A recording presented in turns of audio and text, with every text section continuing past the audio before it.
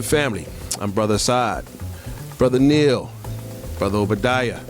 Welcome to Black Men's Dialogue. What we want to do is enlighten the unenlightened by having conscious discussions on certain topics that are destroying black people in America. We also want to encourage progressive black thinking. Peace, my brother. Good to see you. Appreciate you coming through. Peace, my brother. Yes, sir. Yes, sir. Yes, sir. Greetings, sisters back there behind the camera. Appreciate y'all too as well. 3 topics we got today. I want you to state your topic. You state yours, I state mine. And I got a couple things I want to discuss real quick before we get into the meat of things. My brother. My topic is the conspiracy of the black man in America. That's going to be... Topic that's been placed on my heart is the demise of the black family. Shit. Hard hitters. Mine will be the wayward... melanated youth. Now, let me start with something real quick. This is off topic. However, I'm newly retired. You know this. You know what I mean? The Creator put in my path a financial advisor. Even the thought of it, right? Now, peep this. And this is for the younger and the older, because I've talked to a lot of people our age, in the 50 age bracket, that never thought of such. I never had either. But again, you know, the Creator put it in me. And I said, let me go seek that, you know. And let me just say to who's ever watching and listening, please seek out a financial advisor. Now, I told a dear friend of mine, and she said, well, I'm not ready. My money ain't right. I said, it don't matter. Get your knowledge from these people that have the knowledge. You know what I mean? Get that first. That way you can prepare when it comes time for that. You don't have to be right there and ready, physically speaking, but just have the knowledge, because your mental controls your physical. That's it. You know what I'm saying? Anybody want to add on that? And then we going to keep pushing. You good with it? Another thing, which I'm going to need something from y'all cats. Gym etiquette. The lack thereof. Disgusting. Listen. I done had to put my hand, and not in a violent manner, but I had to put my hands on a couple cats to get them out of the way. Listen, we came up from the same gym and type of gym, right? Gutter gyms, whereas though a lot of cats and came home from jail and shit like that, so respect is necessary. Unspoken, but understood, right? So if I'm working and the mirror's here, you don't step in front of me and start working. You understand? If you on this machine right here, listen, you don't back and forth. No. Wait till that man is finished. Ask him how many you got left and then move on. Nowadays, it's so disgusting. I'm talking about in multiple gyms where I actually had to put my hand, pardon me, brother, but put my hand on the shoulder. Yo, get the fuck out of here. Why?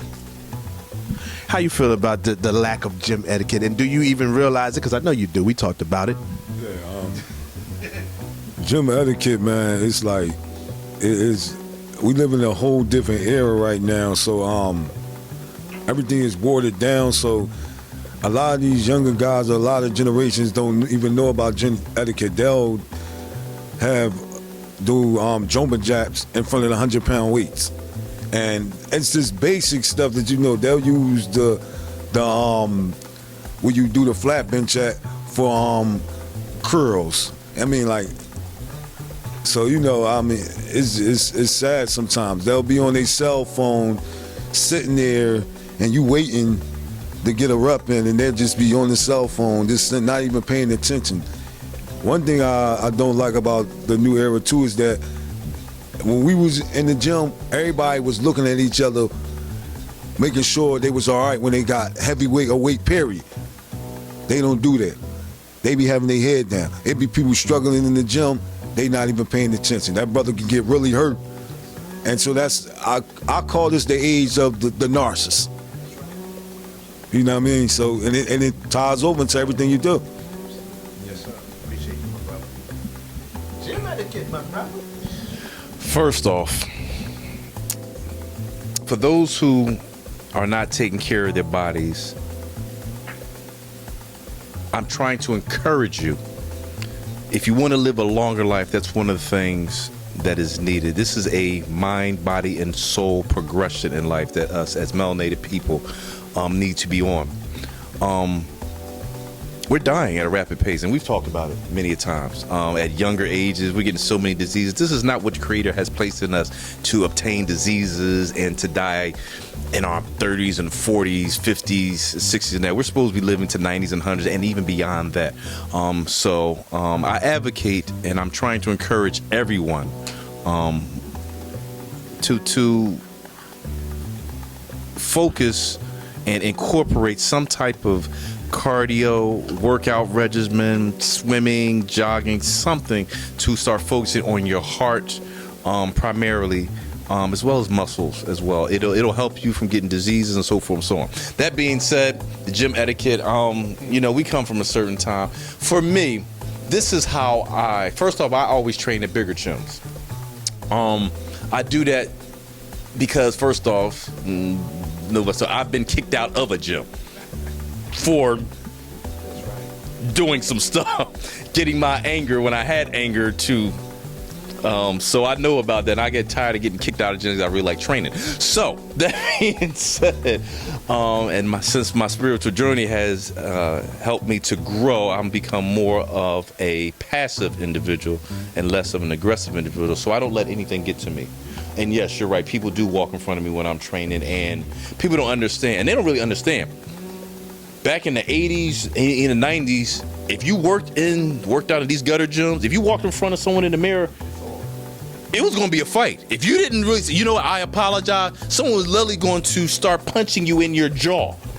They don't understand this. Like, this is what happened. When I tell people this, they say, really, it was that serious? No, it was that serious. People, because they're using the mirrors for, to understand, to look at their bodies, make sure their form is right, so forth and so on. So you walk and breaks their concentration.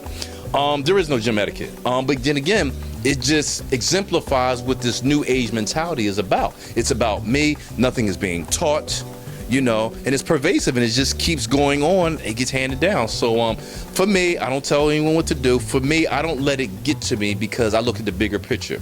I understand that if I get kicked out of the gym, I can't train, and that can't happen. I need a gym.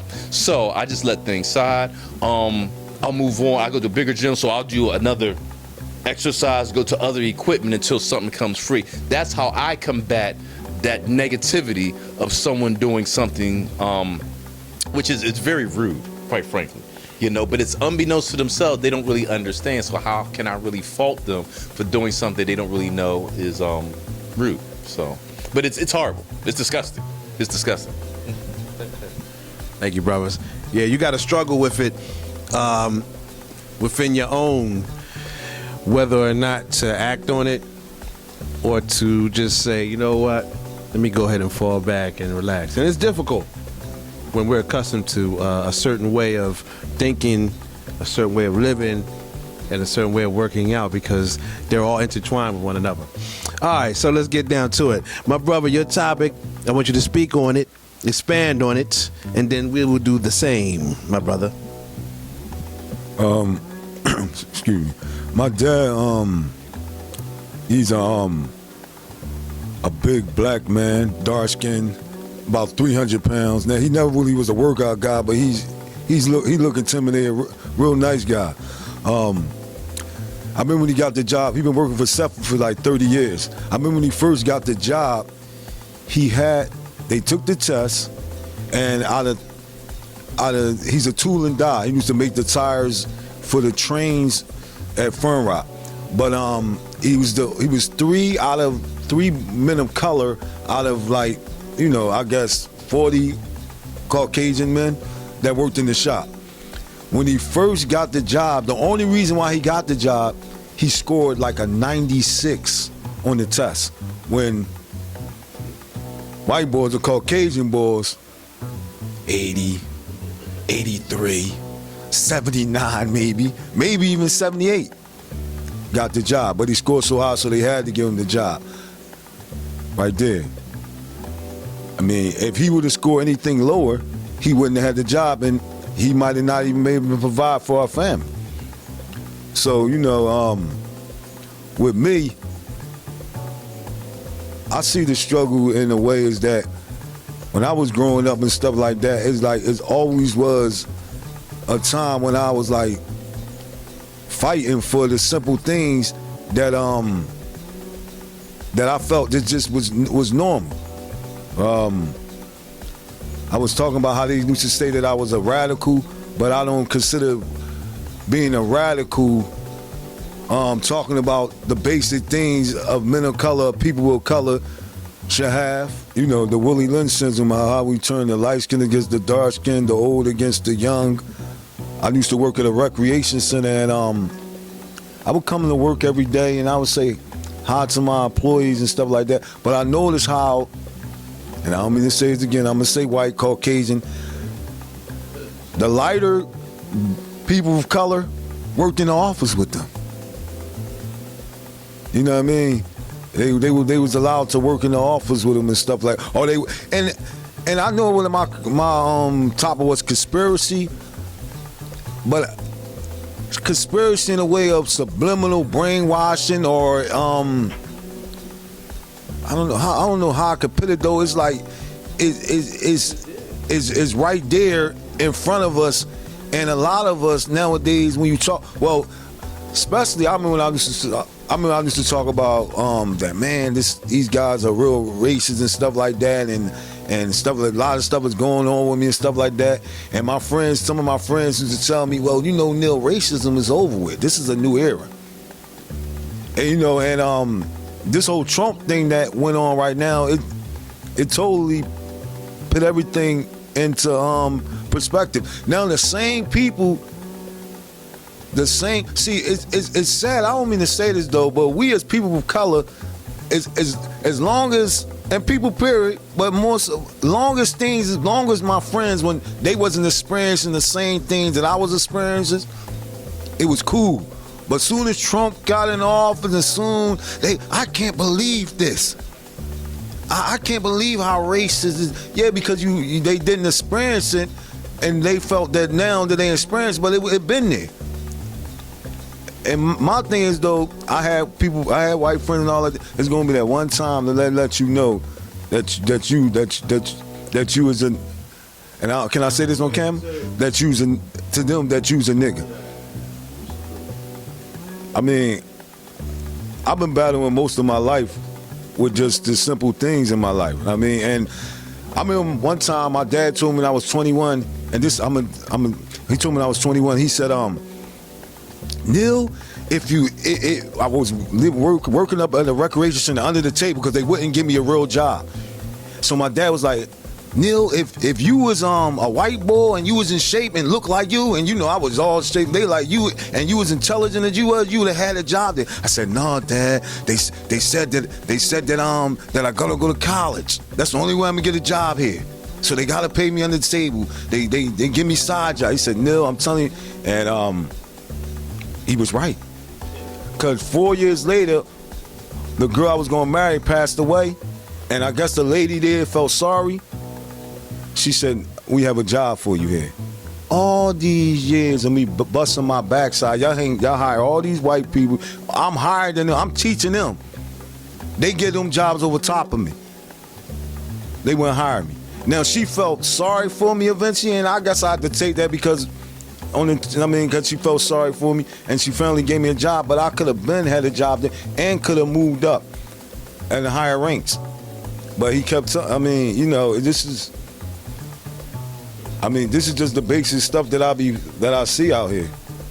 I'm kind of nervous though. I'm sorry, man. Yeah, So it's just like the Willie Lynch syndrome. How, and no disrespect. Now I love the woman of color and stuff like that. And see, I don't want to go.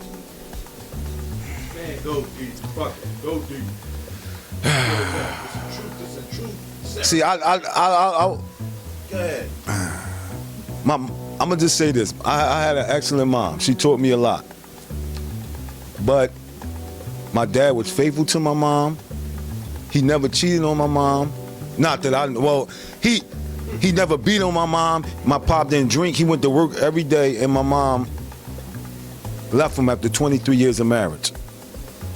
And I don't know where the thing is about all and how all, I don't know. I don't want to say nothing. I don't know what it is about what happened to our women though. How they don't like stick by their man and stuff like that. But the whole scenario wasn't physical. It was the only thing she could say. And my dad done the best he could say is that financially we didn't have enough.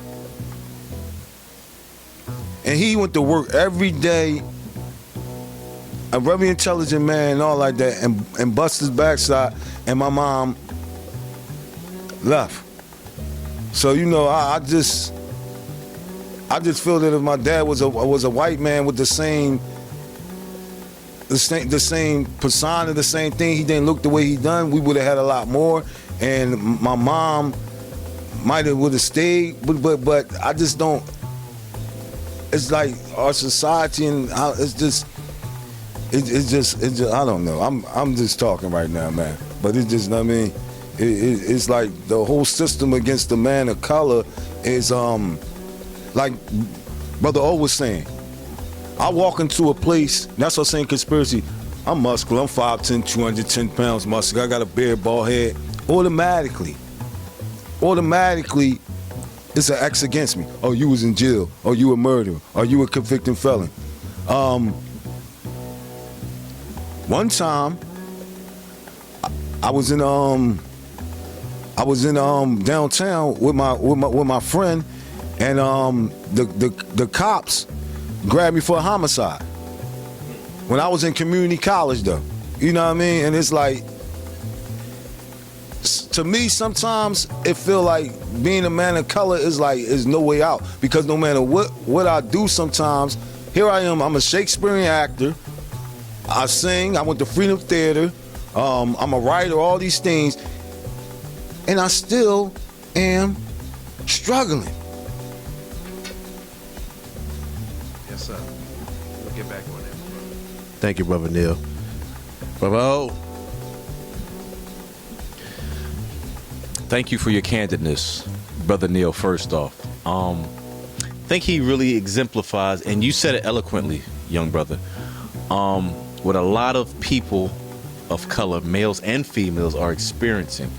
I think the males will experience it a little bit more, but females are definitely getting it too. How I'm just not good enough. Well, this is what we have to understand. And it goes back to our history, how it all started. We came over here as slaves. You hit it on the head where you said that you were experiencing this for years, and until other people that you knew experienced it, they never thought that racism existed. That's the mentality that we have currently, is that for a large portion of us, we don't believe that racism exists, that just bigots out here, that the system is set against us, which is why we as people of color, quote unquote black people, have yet to rise up. One of the reasons is that because we think we're still playing on the same level, and we're not. We have to understand, and this goes to how we need to be reconditioned. You know, we need to start having more conversations. We need to start collectively coming together and talking about things of substance that pertain to us and us only, melanated people. How what has transpired in this country, in America, slavery that never is talked about anymore, the system still exists. And it's been so whitewashed and watered down, and we've helped to advocated because we stopped talking about it. The Jews never stopped talking about what happened at Auschwitz. They have a slogan called "Never Forget." Well, some along the way we forgot it. You know, this is one of the things that's kept us from rising up as a people, is that we don't talk about it. You don't see, and now over the last, I think, couple of years, they're starting to put out movies with slavery in it, which I have yet to figure out. Well, we can talk about it another time. But we need that. We need to see these images of those in the 60s with the water hose and the dogs and getting beat down and ketchup. putting on us and mustard and the sit-ins and so forth and so on, to understand exactly what the mentality was and still is going on as Caucasian people deal with people of color. Just because we are working with them and quote unquote we're making $50, $60, $70,000 or more, we think that we've arrived. We have yet to arrive. The mentality is still there. We're still slaves. It's still looked at us as 3/5 of a person, as animals, as dogs, as less than them. If we have to understand that our so-called Caucasian friends are only our friends when they are above us. When one of us takes their jobs, you'll start seeing the true Caucasian person come out. We have to start understanding that nothing has changed, and we need to start having these conversations about the system that has been implemented and still goes on and how to combat that. It's really not hard to combat once we understand that we're still in the system. We not understand we're still in the system. Again, we know we've gotten our luxury cars, we've gotten our $200,000 or $300,000 condos and homes. A lot of us are doing well financially. You know, not understanding that we're really not, because allegedly 7 to 8 out of 10 children are being raised by single moms. That we have the highest murder rates of males that doesn't even compare to any other ethnicity in this country.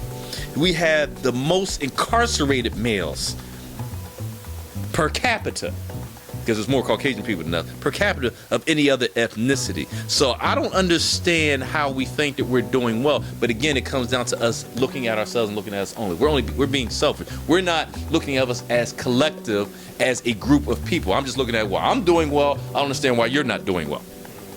You know, shout outs to your dad and to your mom, because you was raised well, young brother. You were raised well, young brother. And no, I never met them. Respect due to them.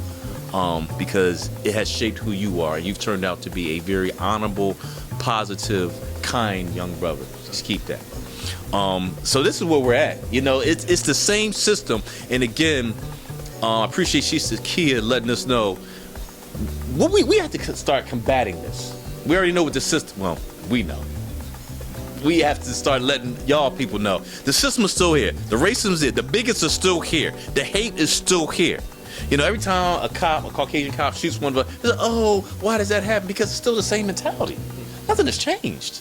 You know what I mean? The people who caught the slaves now have become police officers. It's the same thing. You know, once we understand that and prayerfully, we'll start understanding that very quickly and start saying, you know what? This is real. They don't like us. We're just here to make money. We're here to help fuel the economy. They're masking the hate. I work with the bigots. I work with the racists. But because he's not calling me a nigger to my face, he's saying, oh, okay, I'm just trying to use you because I need you to work in this environment until I no longer need you 20 years down the line, which has happened to a lot of us. We've worked 20 years for a company. All of a sudden, they just let us go. And then we all upset, not understanding that they never liked us from the gate. So black people, quote unquote, though I don't like to use that word, African American people, quote unquote, people of color, melanated people, understand we all we got. We have to get back to us. We have to get back to reconditioning ourselves, talking about our history to our kids especially. Understanding that just because one person makes it, that's not the group. We're not making it if one person makes it. We need a collective empowerment. We need a collective upheaval. We need to collectively make it. If I make it and my brothers aren't making it, then we didn't make it. Because it's no fun me being able to sit courtside at a basketball game. There's no fun me being able to buy a luxury car. There's no fun for me being able to buy a $200,000, $300,000, $400,000 condo or home and they can't get it. That's what we have to understand it. It's not being selfish. We have to start coming together, reconditioning ourselves about the truth. I think we're really scared to talk about the truth. You know, understand what's going on. That we treat ourselves horribly. Okay, yeah, we understand about the plan and so forth and so on, but guess what? We're doing worse than what they. I expect a Caucasian guy not to like me. I could care less. I don't expect you not to like me. I look like you. I came from the same where you came from. Why are you hating on me? You know, and this is what we have to start doing. We got to start combating that. Thank you, brother. Yo, listen. All this stems from the lack of knowledge, okay? And the lack of awareness. The bottom line is this. The soil that we walk on daily, right? It comes from a white supremacist system, right? So when you talk about your situation, young brother, which is all of our situations, you understand? We're expendable. That's the one word. We are expendable at the end of the day, right?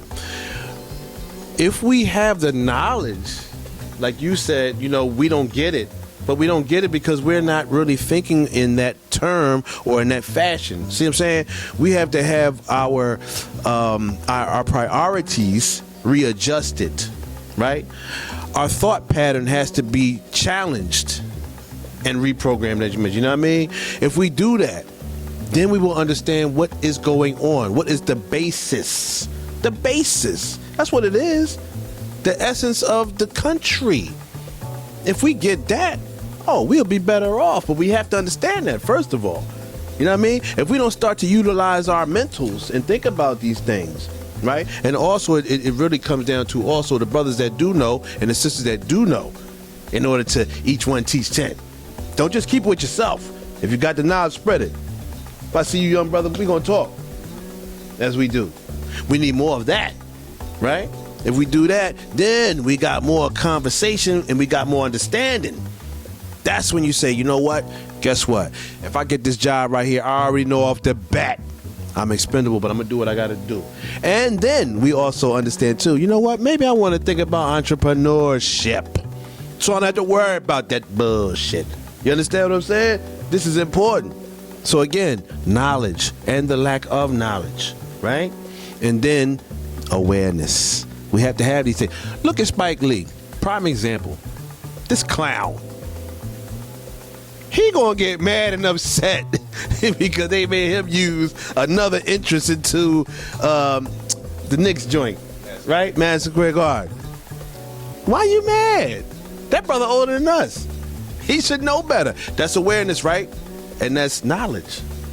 Obviously, he ain't got it. He done spent multi-millions of dollars with these clowns. And you thought it was okay? You thought you was accepted? We can go on and on. Don't let me start. Stockholm Syndrome. Willie Lynch.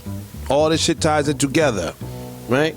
So when you have Bill Cosby who's in jail, because he wanted to rub elbows and he wanted to be one of them. Tiger Woods. You know what I mean? Michael Jordan. Trash. We can go on and on. Charles Barkley. OJ, thank you. Sister Keah, thank you. You know what I mean? All these motherfuckers that think that they are a part of that. Oprah, all of them. Garbage. You see what I'm saying? But again, that comes with awareness and knowledge of self. The people I named don't have it. Bamboozled, and then you get shit on later on. See, that's what happens. So, I'm going to keep mine short, but, you know what I mean? Conspiracy? Yes. Absolutely. But it comes from the ground that we walk on every day. And a lot of us, as you had mentioned earlier, they don't understand it. But we have to understand it. We have to teach it. The ones that do know it, we got to talk to them so that they do know it. If they know it, they're going to act different, right? You know better, you do better. Bottom line. You got anything else to add to that, Brother Neal? Well, I was just going to talk about the conspiracy theory. Yeah. I was just going to. I was just going to say that just one thing I wanted to say is that if you take a people for over 400 years, if you beat them, rape they women, take the strongest, the most masculine men, humiliate them in front of everyone, and you do this repeatedly, just as my grandfather was an alcoholic, he passed that genetic down to me. My father said he didn't drink. I became an alcoholic. That genetics, that suppression will stick with you. Also, the conspiracy is just so much that I just found out that a lot of us was already here. And I don't have no more to say on that. A lot of us was already here. I saw the Native Americans, the indigenous people. I saw pictures of them. They was darker than us. Dark skin. Darkest, come on now. But they try to say slavery was a $1 billion corporation, man. Billions of dollars. The Jews got reparation for what they done. What? How many Jews? They said 6 billion Jews died. Listen, this is how powerful we is, though. They gave us nothing, and we still take over everything. You know. So that's basically, you know. That's basically, Yeah, thank you. Survival of the fittest, man. You know what I mean? You got a people that have been pillaged, raped, murdered. You know what I mean? Misinformed, miseducated, and still, till this day, the educational system ain't for us. You understand? That's why one of the main reasons why we are where we are now, along with other things, and we'll talk about that another time. Brother O, your topic. The demise of the so-called black family, people of color. Well, I mean, it all intertwines. I mean, it originally started from this white supremacist system. I'm gonna have to say we already know that, because I don't think some people do. So I'm gonna stop saying that, because we're kind of a different type of people. So I'm gonna start talking like some of us do not know. If you don't know, it was a white supremacist system which has been implemented, which still goes on to this day, to get the quote-unquote black male out of the household, which has aided in us having a different type of family structure. The family structure is supposed to be, now correct me if I'm wrong, because I don't know anything, but I think you take one male and one female, they procreate, created a third person. I believe so. I think that's how it's done. So it seems to me you need both people to make the third person. Well, the family structure is supposed to, and used to be, the mom, the dad, the child, or children. We've gotten away from that. Now, the quote-unquote black family structure is the mom. If there's a dad, he's some other place, in jail, or another place if he's here. But primarily it is the mom and the child or children. Or, and actually what's the new thing is, two moms and the child or children. That too. So, we have to understand that this is not working for us. Again, this starts with, and again, I guess we have to really focus on retraining, re-education. Because what we're doing has not worked, is not work, and will not work. This whole, what they say, approximately 7 to 8 or 70, 80% of quote unquote black children being raised by single moms. There's no other ethnicity that's even close to that. I think Hispanics are, I think they said about 30%, somewhere around it. Caucasian people like 8, somewhere that.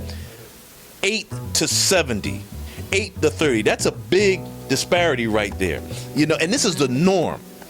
Without the dads being in the household, first off, if you have a quote-unquote black male, he has no one to emulate. He has no one to look at and say, okay, this is what I'm supposed to do. This is what I need to aspire to do. This is how to maneuver or live in this white supremacist society. He has no one to teach him anything masculine.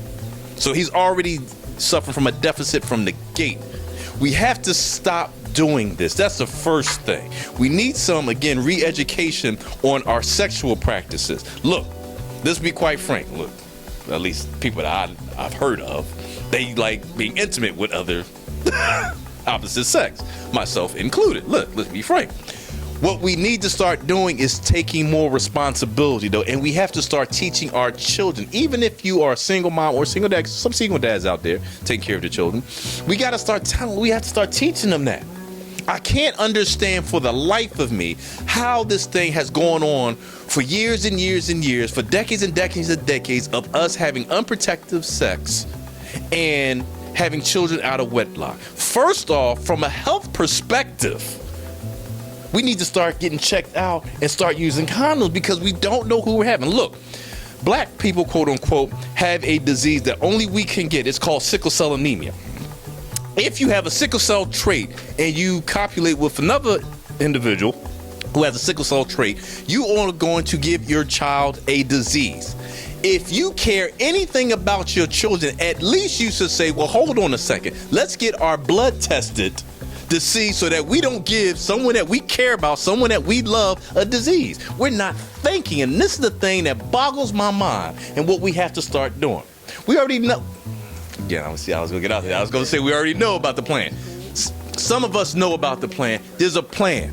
It's to break the black family up. If you don't know what it is, turn your television on. Because from what I'm seeing, correct me if I'm wrong, I'm seeing a lot of commercials and TV shows with a lot of sisters and Caucasian men on it. I'm seeing that a lot. Is anyone else seeing it? It's everywhere. Everywhere. They also Bob Abasolo on ABC where there's a Caucasian dude and an African woman. There's tons of commercials everywhere. It's a plan to destroy our families even more than what's being destroyed. And I don't think we can get any more destroyed. So we have to start waking it up. I like Spike Lee because he used to say, wake up. Well, obviously he didn't wake up. But we need to start waking it up. This thing is serious. We could know. Look, I don't have any children. I'm not married. Thank you, Lord. I don't have any children. Children just ain't for me. That's my thing. That's my personal thing. We're not going to get on that. Anyway. We have to understand that this thing is serious. Every time, I don't even watch the news too much. Every time I see another brother gets murdered, a tear hits me. My heart drops. And it cringes me because I feel so for that parent or those parents. And there's another possible biochemist, another possible architect, another possible engineer, someone who's because we're all talented. Creator has placed talent in all of us people of color, which is why we built this country. If you didn't know that, we did. Do your research. Whose life has been lost because they got caught up in some BS. It ain't Caucasian people killing us. It ain't Caucasian people shooting us. We're doing it to each other.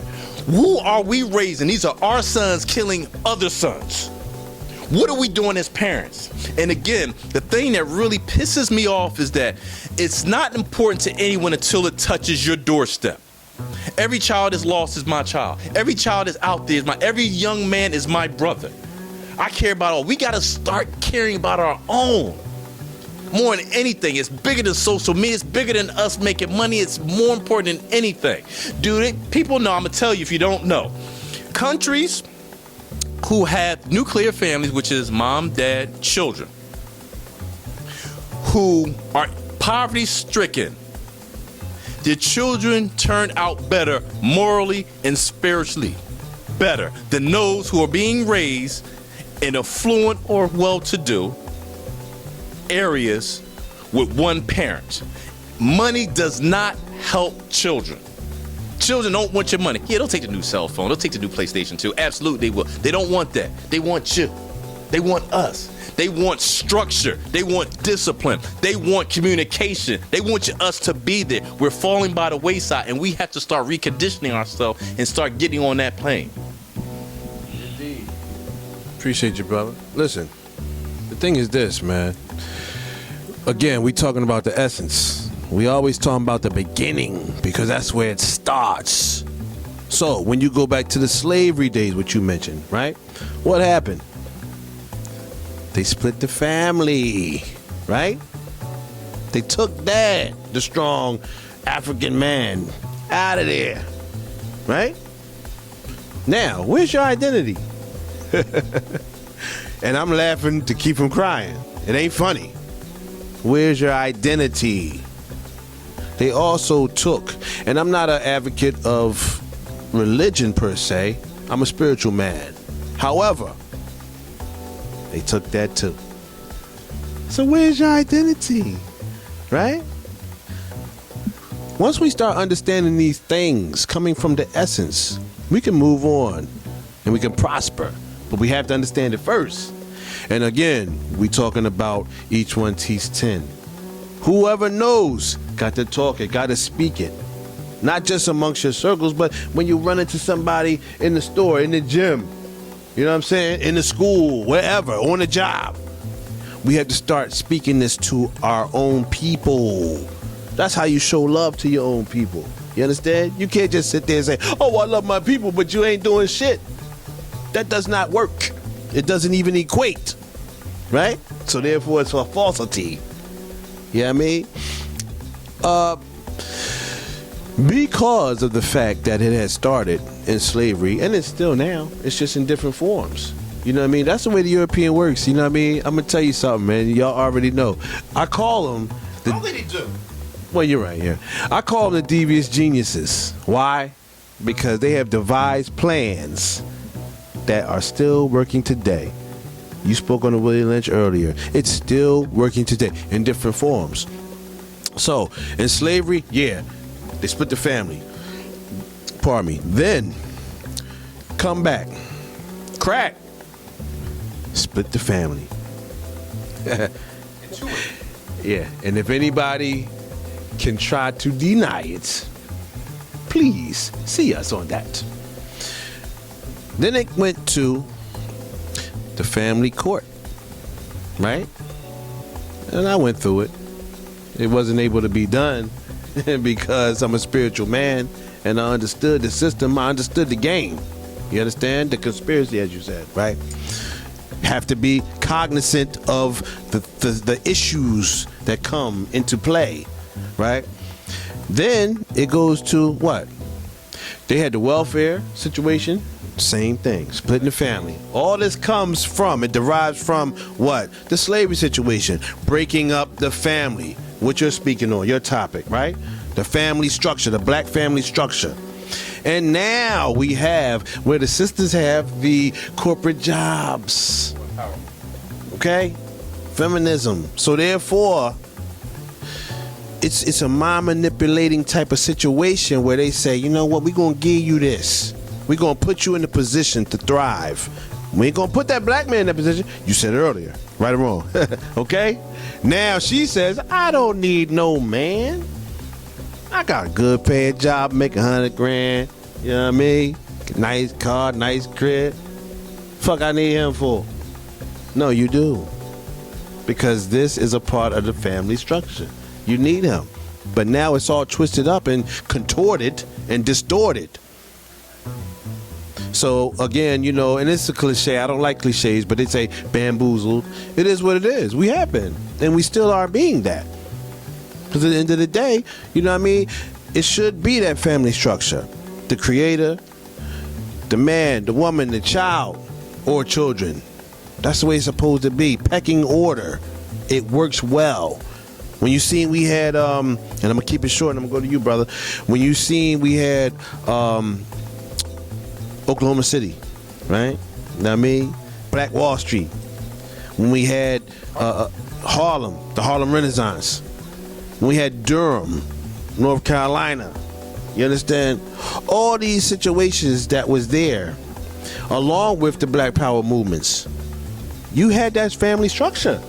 I'm sorry, it wasn't what it is now, quintessentially now, which is just the woman and the kids. No, sir, that can't flourish. We have to have our unity together. So we got to get back to that. Understand that. Please, people, understand. Our people understand. We need this. We need to understand and comprehend it. And we need to talk and speak to each other so that we can get a good grasp on it. Once we do that, it's elevation to the fullest. My brother. Yes. The conspiracy. I mean, I'm going off examples that I used to work at a middle school. Yeah, the black family structure and stuff like that. I remember I used to work at a middle school, and I was like, "What's up with our kids? The kids of color will be outrageous, ripping the books up and all like that." And I'm like, "Wow, Martin Luther King and Malcolm X, they could have just raised their family. They didn't have to die." But then I would wonder why they was acting such the way they act. and then their parents would come up to the school and act worse than them. So I said, oh, it's learned behavior. You know, it's sometimes I sit back and think I don't really have no real answers. I do, but I don't. I sit back and wonder, are we the cursed race? And because some of the stuff, and I was talking about earlier about the stuff that we went through from over them years, the psychological suppression has to. If you talk to any like scientist that studied our culture, studies our history and stuff like that, I guarantee most likely they will say that suppression that we went through, it had to do something to us. Because a lot of things that we do, it makes no sense. The self-hate that we have among each other is overwhelming. And I used to get depressed about it and stuff like that, like about the family structure and all like that. But what I come to realize, if I can help one young guy out of 100, out of 1,000, then I'm doing something. So that's what I try to do. If I can individually try, like you said, like Brother O said, we family. It's no friends. We're family. I don't care if you're not my biological child, but we're family. So what I still do, and the old heads used to do this back in the day, they would grab you. Yo, youngin', don't do that. Come here, let me talk to you. And they might have been ones in the street though. Absolutely. But they're like, listen, I'm gonna tell you what to do. And it worked. And I feel in our community, if we would get back into that, but the drugs have messed up. The conspiracy and the drugs that they have infiltrated over the years. I remember growing up in the 80s, I seen the most gangsterous, the beautifulest women get strung out on crack, and I know they had to put that in there because it destroyed the neighborhood. And our neighborhoods, if we could get back to that foundation, even a little bit, it would be a blessing. But I think that my opinion about the family, even we might not be biologically their mother or father, if we could just help one and build off that. That's how I look at it. Appreciate you, my brother. It's on you? Oh, my bad. Pardon me. Yo, I get passionate about these things, man. And Brother Neal Bros, and I'm just gonna touch on this real quick. I'm not gonna make it too long. You understand? If we can get back, well, first off, we can get back, and that's the mentality that we have to get to. It's not the fact, can we get back? We can get back, but we have to actively do something. You talked about working in the school and how the children be ripping books and the parents that come and they would act worse than they act. And you say psychologically had to do something to us. If I cut myself on this glass, I'm gonna get a scar. That scar at some point in time, not too long, is gonna fade away. But if you subjugate me, if you work on my psyche for days, months, years, decades, that scars last. How many of us, and all of us, have gone through something as a child, which to this day we're still dealing with, that happened 20, 30, some of us 40 years ago. So when you talk about, yes, it does have an effect on us, which is why another thing I advocate, we need to start talking about these bad things, these horrible things that have happened with us, the rapes, the molestations. We all need counseling. And I know that in our ethnicity, we do not advocate that. I'm asking, it helps. I went through it. I'm only telling you my story.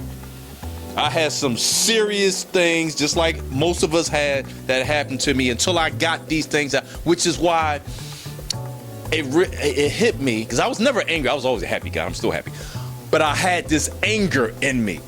What you're talking about with the kids are ripping books, and I'm going to put this out there because I don't think parents understand what's transpiring with our children. Yes, our children. Brother O has no children, but again, as I say, every child is my child. We have to start getting to that mentality. That just because it's not your biological child, every child that comes over to your house for the sleepover for your daughters, that's your daughter. That's a great time for you to have these conversations and find out what's going on at home. Because I guarantee you, at least one of those young ladies that come over here is living in a dysfunctional household and dealing with some stuff. That being said,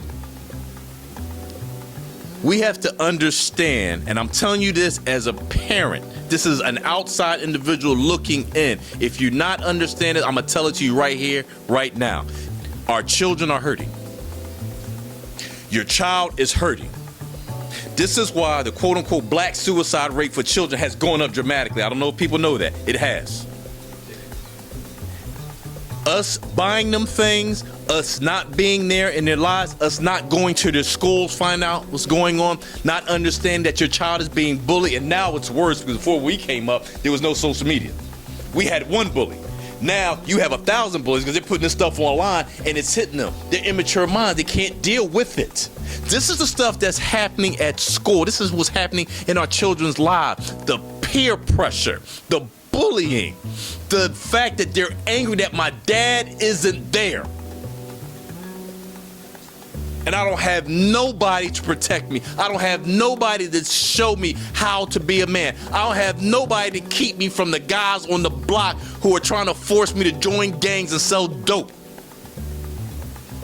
I'm angry, Mom. I'm angry, Dad, that you did what you did to get locked up in prison.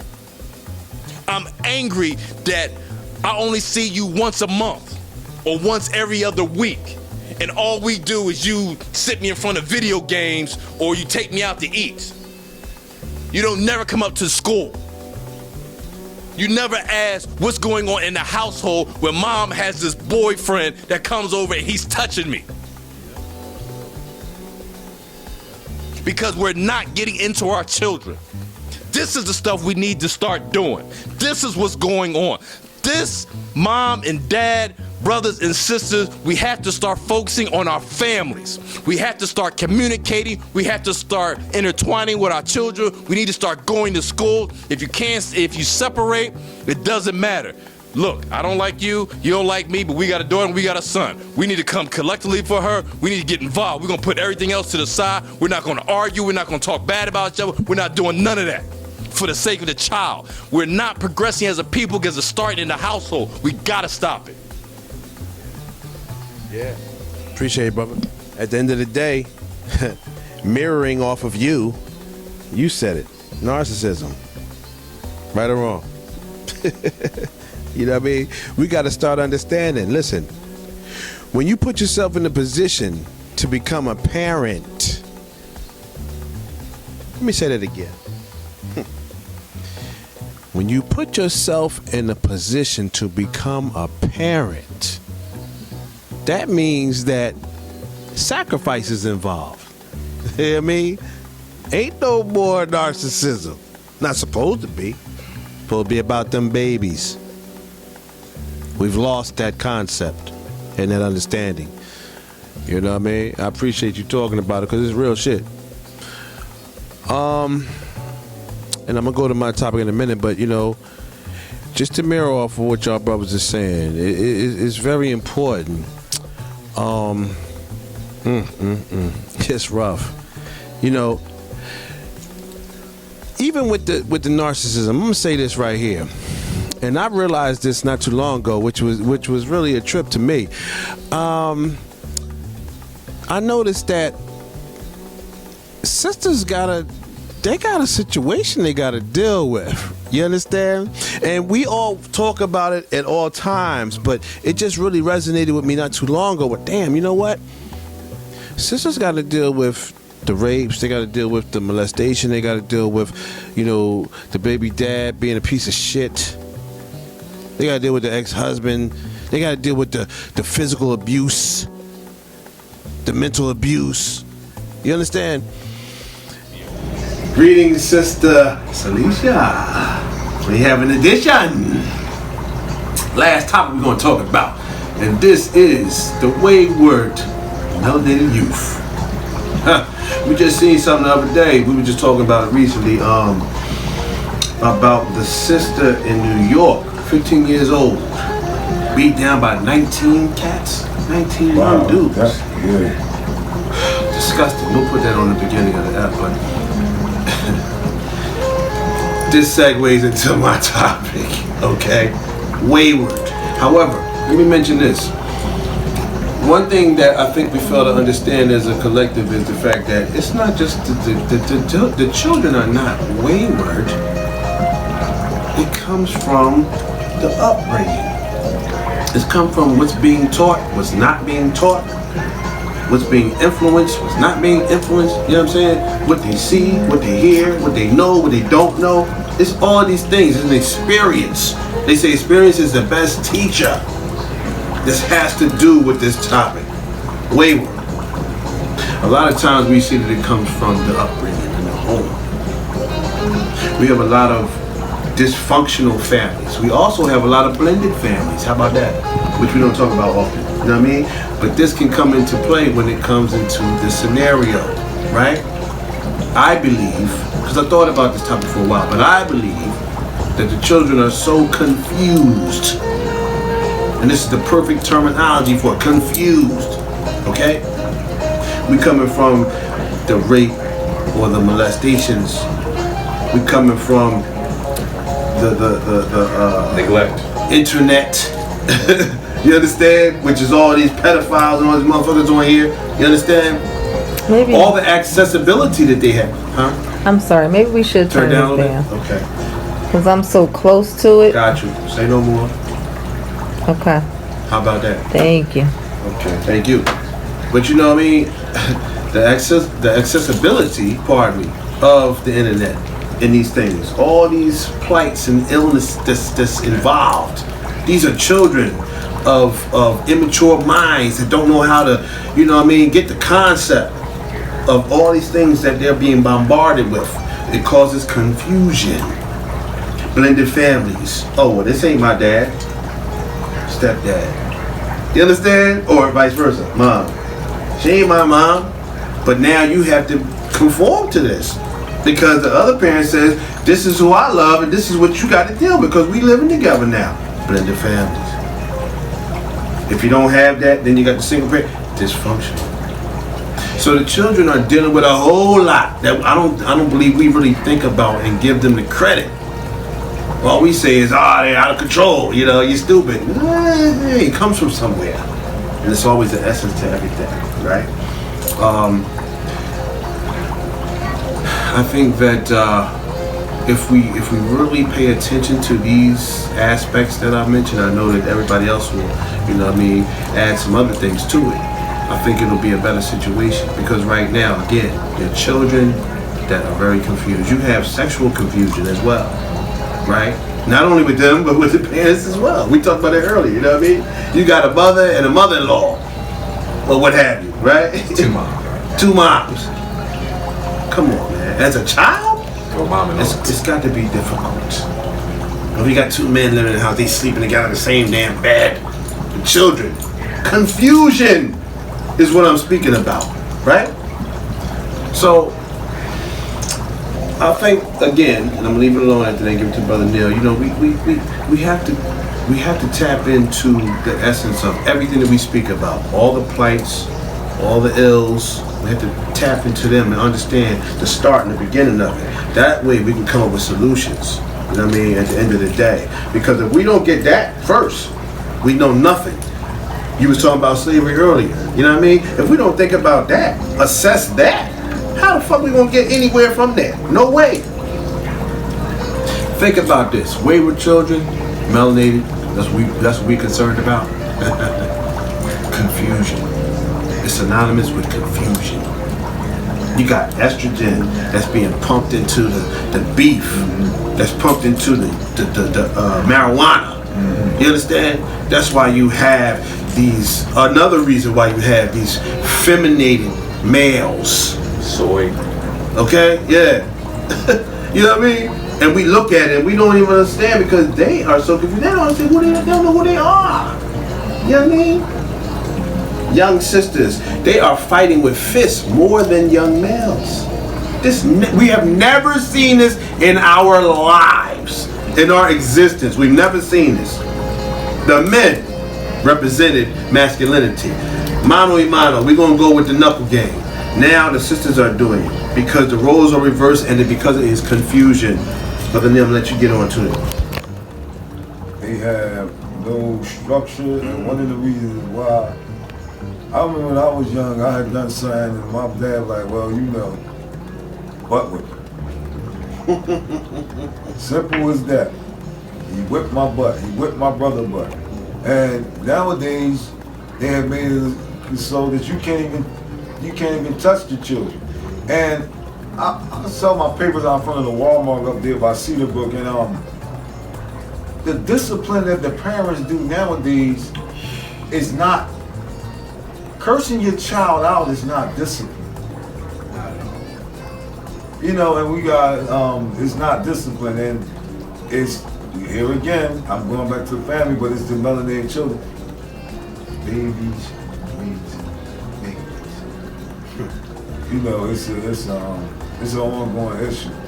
But a lot of the youth, I feel nowadays, they feel they have no hope.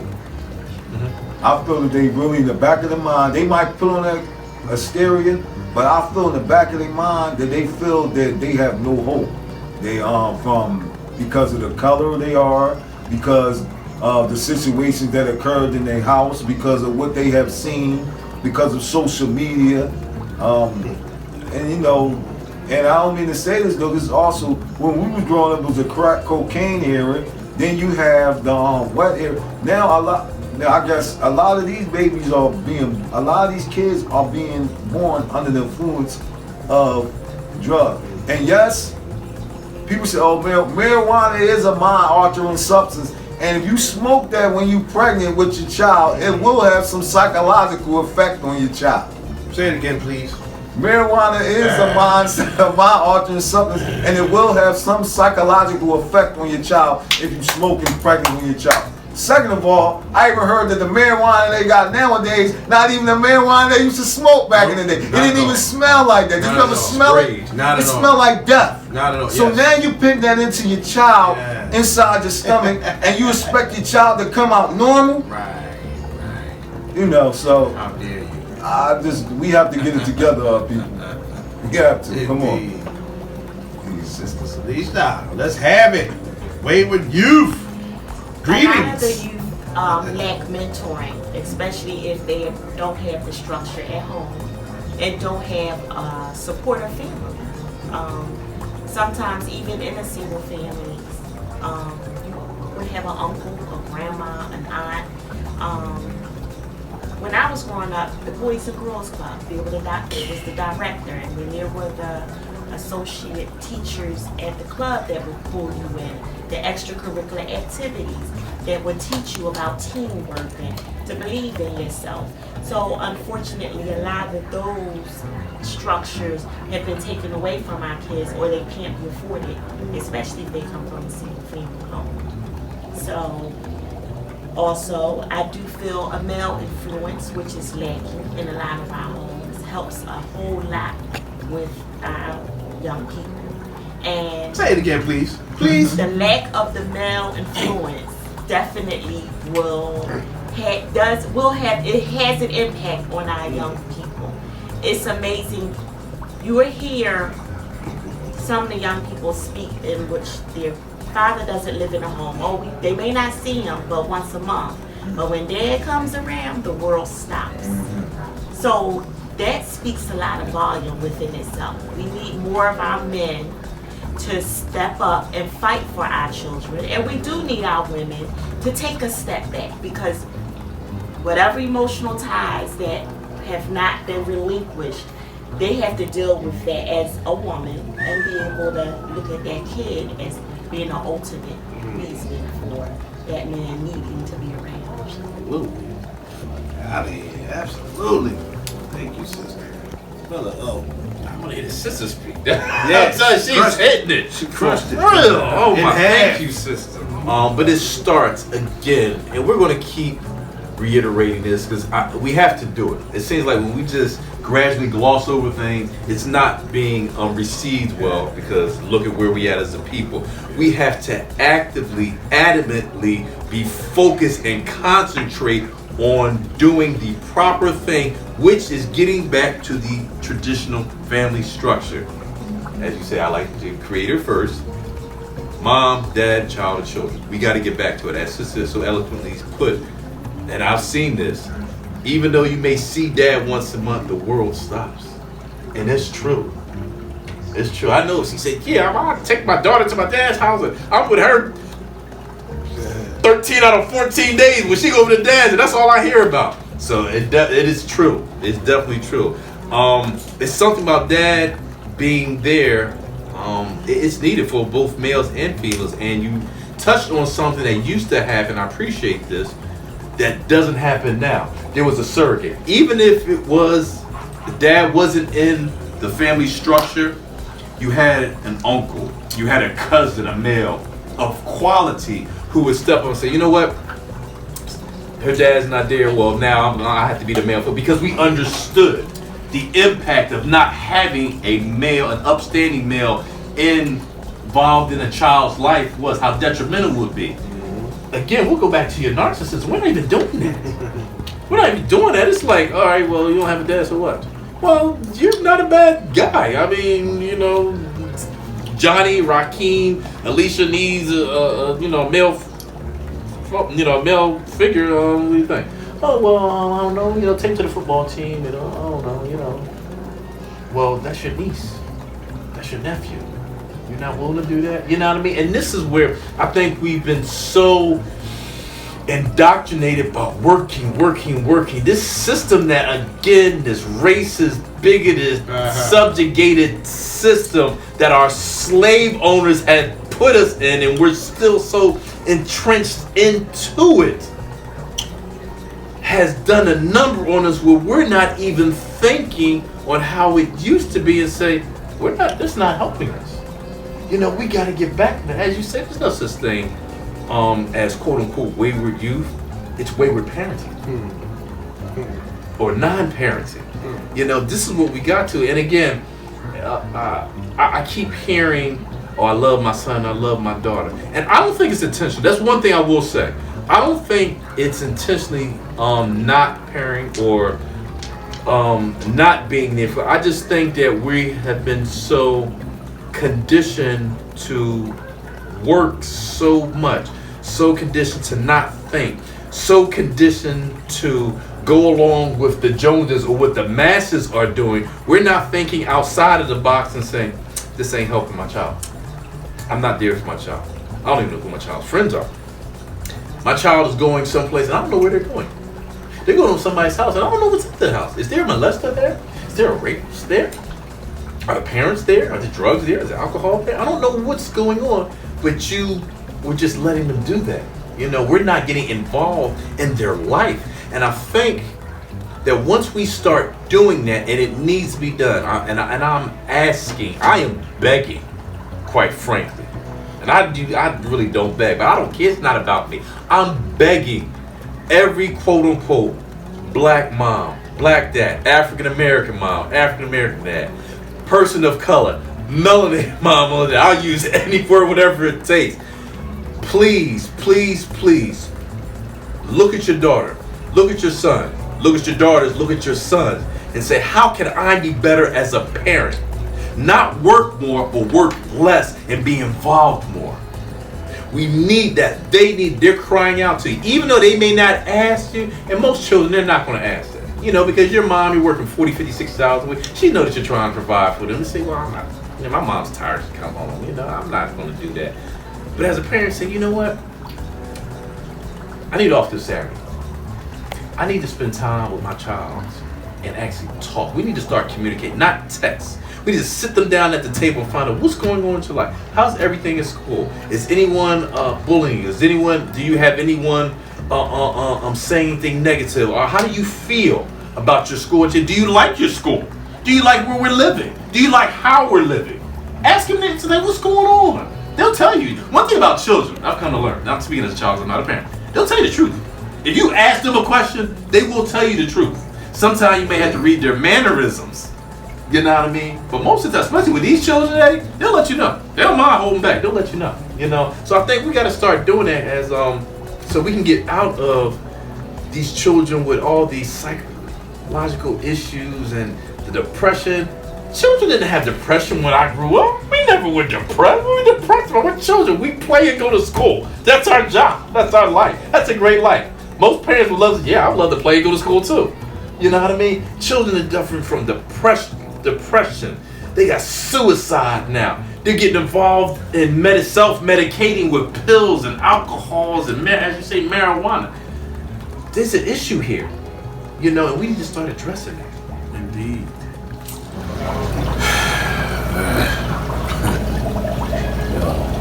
You got me twisted with that one, but I will say, to translate, quality time.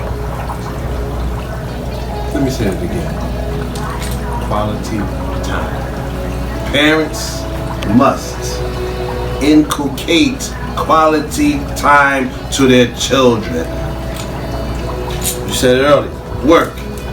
Okay. However, guess what? It really applies to your, how can I say, your focus of what's more important, right? Your priorities. If you know that your child is more important, you slow down on your work. If you understand that they're more important. And like I said earlier, if you take that position on being a parent, then guess what? That's the bottom line. There's nothing else to be talked about. What else is there to be uttered than this child or children is more important than anything else right now? I have to take care of self-preservation in order to take care of them. That's it, bottom line. Everything else out the window. You know what I'm saying? I was blessed to have my son a little older. Well, I was 30. I was 30. If I would have been 26, it'd have been a different dynamic. Because I was wilding out. You understand? But once I was properly mentally ready, spiritually ready, which also I found out too, which I'm finding out because I'm a YouTube junkie, okay, pardon me, and I see that a lot of the comments, a lot of our people, we are just spiritually in a defunct, like, it's bananas. You know what I'm saying? Spiritually destitute. Whereas though everybody, as you said, depressed, stressed. I never used these words before to describe myself because I am spiritually inclined. We don't have to do that and we don't have to feel that way if we have spirituality in our nature, in our being. We know. Depressed for what? I got life. Every time I talk to people, even on the job and shit like that, listen. Little European cat was like, "How you doing, Assad?" I said, "I'm good, brother." I said, "Hey." Well, not brother. I said, "Hey, I'm good." I said, "Every time you see me, I'm good. I'm blessed, functioning, breathing." He said, "Oh, I never thought of it that way." He said, "I like the way you look at things." And can you believe, real shit, all my life, the next day I seen the kid. He said, "How you doing?" I said, "Yeah, you already know how I am." He said, "You know what? I feel that way too." And not to say that I'm trying to uplift them, I'm just saying in a humanity type of situation, it is what it is. We have to have that spirituality. It's extremely important. And our people don't have it, especially our youth, because of where they come from. Anybody want to go ahead and chime in on that, please? Who? Anybody? Obesity and overweight, processed food, all this plays a part in the mental state of our youth.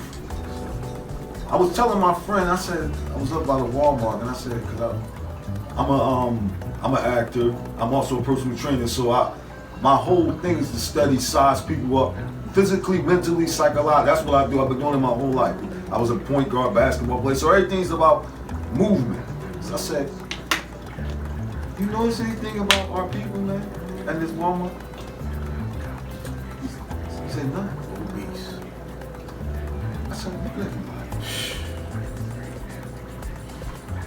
You have a 24-year-old woman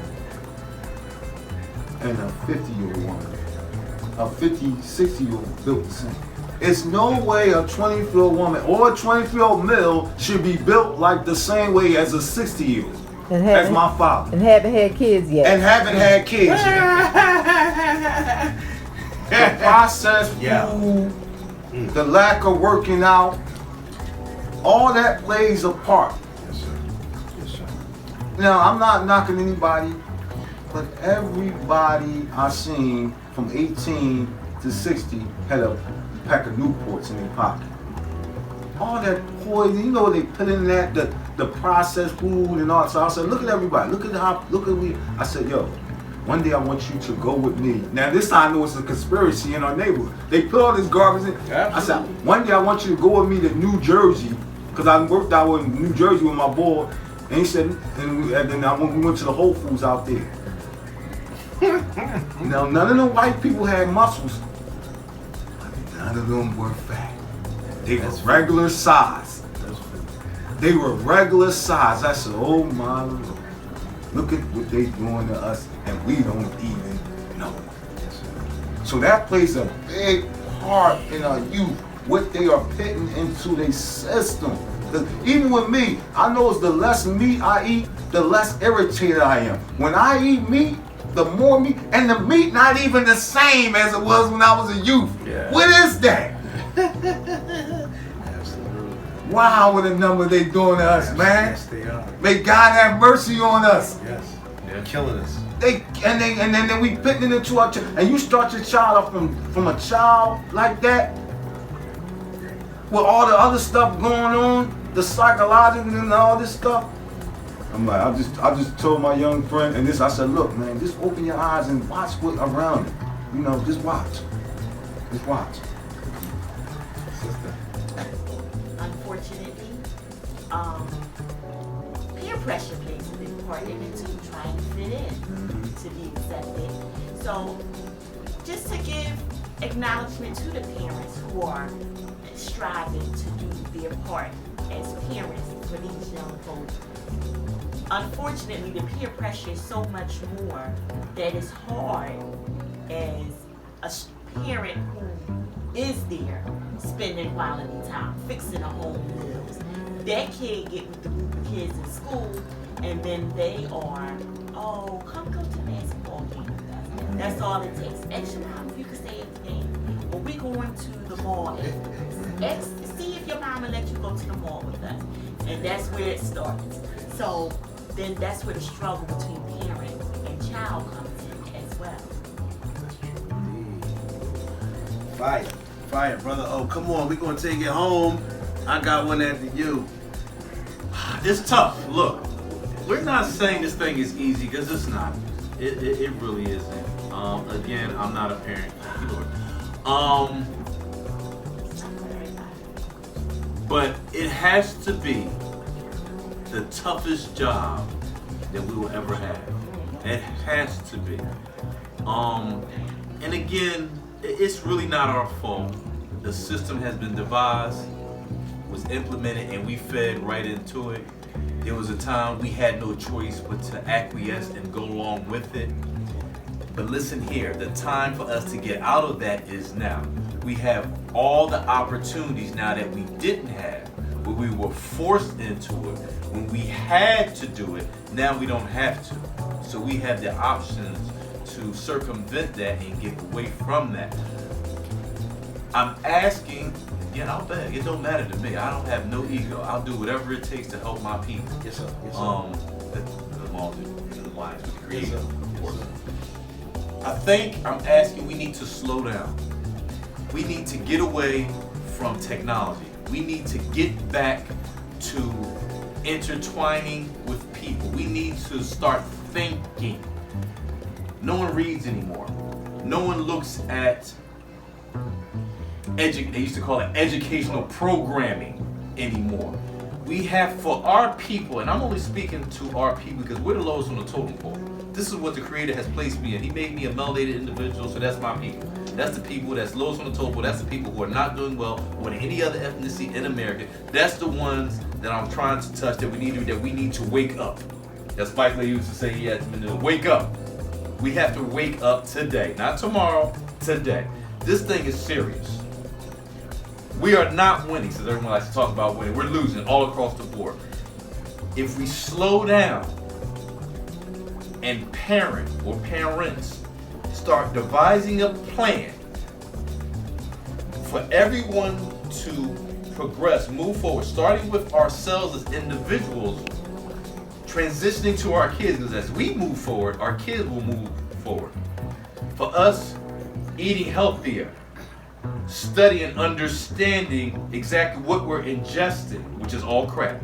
We gotta go to a plant-based diet.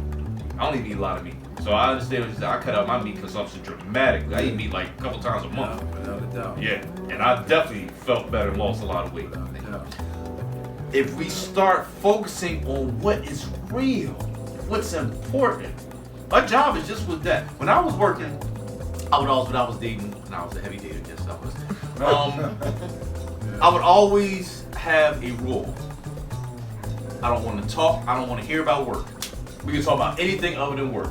I will never talk to you about work. When I got finished work, I left work exactly where it was, right there. I never talked. Unless it made something funny. Something funny. Other than that, never would I talk about work ever. In our society, we notice that a lot of times, even over our dinner conversations about work. A lot of conversations we have is about work. That's not important. You know what I mean? We need to work to live, not live to work. There's so much more in life. I don't have children, but if I did, I would just really enjoy spending time with them. Talking to them. Taking them to the mall. Taking them to a play. Watching my daughter dance at a dance recital. You know, taking them to the playground. Bump working.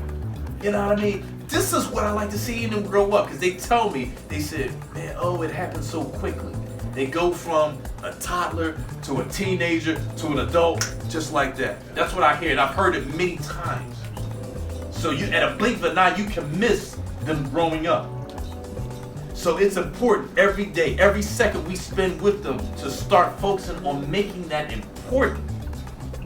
Spending that quality time. And here's the thing, I don't think people understand what quality time is. Quality time is not sitting in front of a television playing video games. Quality time is not texting them, asking what they want to eat. Quality time is cutting everything off.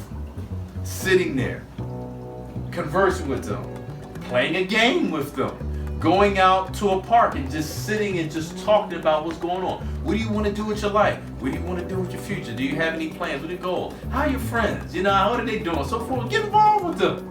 You know, we got to start doing that. We have to start devising our own plan. The plan has been implemented to destroy it. Well, now it's time for us to devise our own plan to progress, to start winning. This thing we have to actively start doing. We're not doing that. And I don't think it's an intentional thing when it comes down to us non-parenting. I think, and I commend the moms, I really do, that they're so bombarded and overwhelmed with working and then dealing with children that we misunderstood that we also have to really provide time with them, and that's really kind of more important.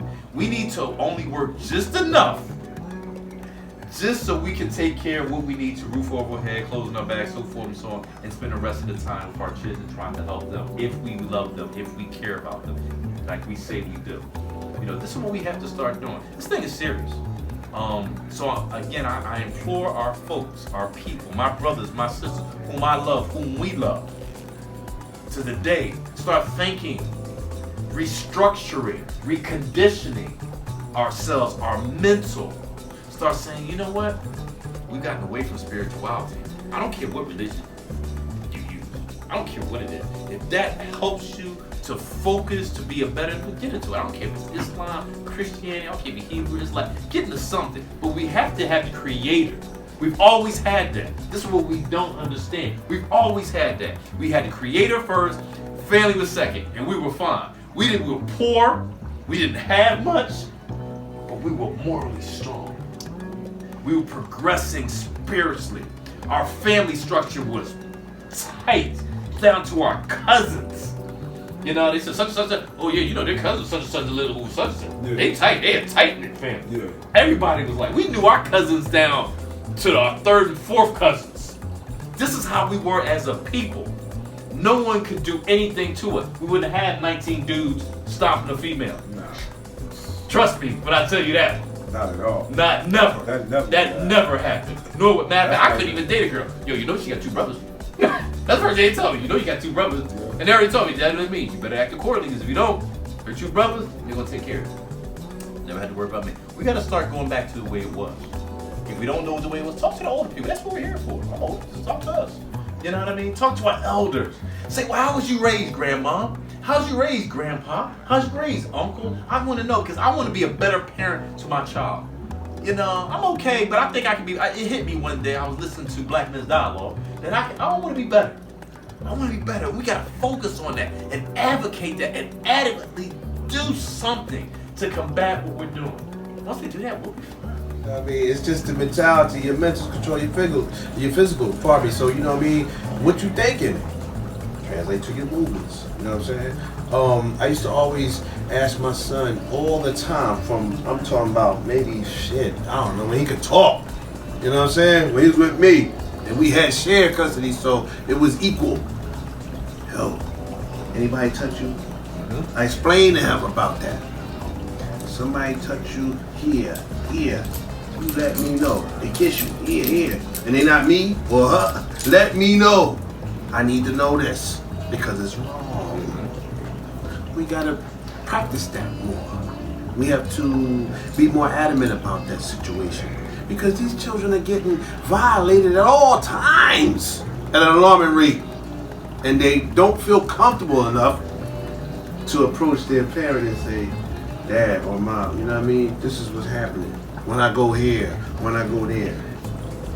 This is a motherfucking problem. And if you don't do it, dare I say, in my opinion, you're not parenting correctly. We're supposed to protect, love, teach. All right. So, anybody else? We go chopping. Okay, there you have it. Black Men's Dialogue, we signing off. Prayerfully was able to spark the minds of brothers and sisters so you continue to have these type of conversations with your own circle and each one teach 10. Until the next episode, God bless, love is love, peace, power, and big blessings to the family. Peace.